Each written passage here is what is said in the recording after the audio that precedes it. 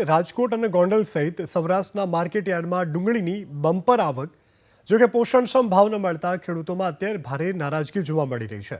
પ્રતિમણ ડુંગળીના હાલ 200 થી 350 રૂપિયા ભાવ મળી રહ્યો છે. ખૂબ સારી ક્વોલિટીની ડુંગળીના 450 રૂપિયા ભાવ મળી રહ્યો છે. સિઝનની શરૂઆતમાં ડુંગળીના 700 થી 800 રૂપિયા મળતા હતા. છેલ્લા એક જ મહિનામાં ડુંગળીના ભાવ તળિયે બેસી ગયા. ખેડૂતોને ઓછા ભાવે ડુંગળી વેચવા માટે મજબૂર થવું પડ્યું છે. માર્કેટયાર્ડ દ્વારા ટોકન આપવામાં આવી રહ્યા છે. બાદમાં ડુંગળી ઉતારવામાં આવી રહી છે. ખેડૂતોએ આગલા દિવસે માર્કેટયાર્ડમાં રજીસ્ટ્રેશન કરાવી અને ડુંગળી લાવવાની હોય છે. ઘણા ઓછા ભાવ. આમાં હું ખેડૂતોને ઘણો ખર્ચો થાય, દવા છાંટવાનો, પાવાનો, 20-25 હજારનો ખર્ચો થાય છે.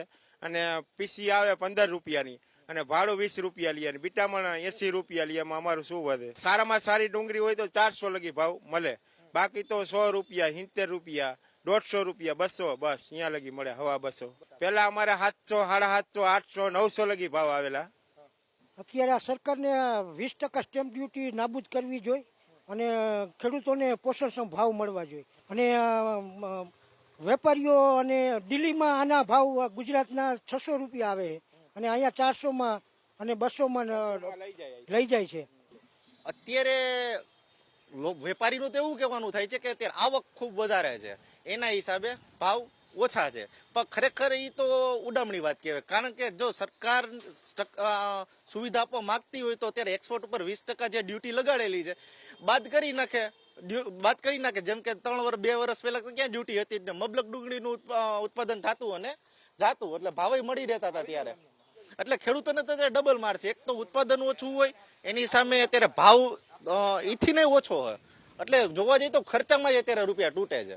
આવક જોવા ફૂલ થઈ જાય. નાસિક ડુંગળી અત્યારે 300-350 નાસિકના ભાવ છે, બરાબર. આવક હવે વેપારી જે બહાર લોડિંગ થતું એ લોડિંગ કેમ નથી આવવા, ઉપર ભાવ નથી, બરાબર. જે પંજાબ છે ત્યાં બધા લોડિંગ જેવી ગાડીઓ ભરાતી, એ જ અમને જો ગાડીઓ બધી ભરાતી નથી, બરાબર. અન્ય ભાવ આ વેપારીએ જે અને લઈ ગાડીઓ મોકલી એ પૈસા મૂકીને આવે છે. એટલે લોડિંગ સાચું તો એ છે, લોડિંગ જાતું ગાડીઓ ભરાતી એ છે. રિટેલ માર્કેટમાં તો 40 રૂપિયા અને 50 રૂપિયા ભાવ છે. એ ખપે ભાઈ, હું વેપારી છું. 10 કિલો ડુંગળી ખપે, એ ખઈપી ન કહેવાય કે 5-6 બાટકા ડુંગળી ખઈપી હોય એને કહેવાય ડુંગળી ખઈપી કહેવાય. હવે 40 રૂપિયા કહેવાય. શેરીમાં ભૂંગળા લઈને નીકળી પડે 20 કિલો, 50 4 કિલો, 50 5 કિલો. આ હું અમારે બટા લઈને માને કુંડો અમે રાખીને બેઠા 40 રૂપિયા કિલો કોક કરે લઈ જાય, 500 લઈ જાય. બાકી ઓમ